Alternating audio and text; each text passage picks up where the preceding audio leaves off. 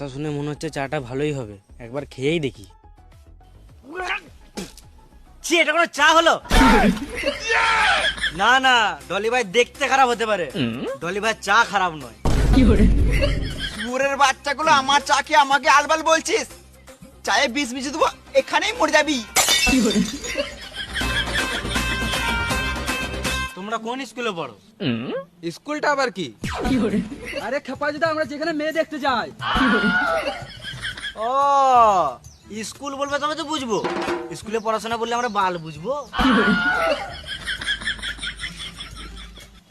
School কিন্তু পড়াশোনা করার জায়গা, মেয়ে দেখার জায়গা নয়। হ্যাঁ হ্যাঁ, খেচুড়ি স্কুলে যখন ছিলাম তখনই পড়াশোনা করেছি, খাওয়া হতো আর খেলা হতো।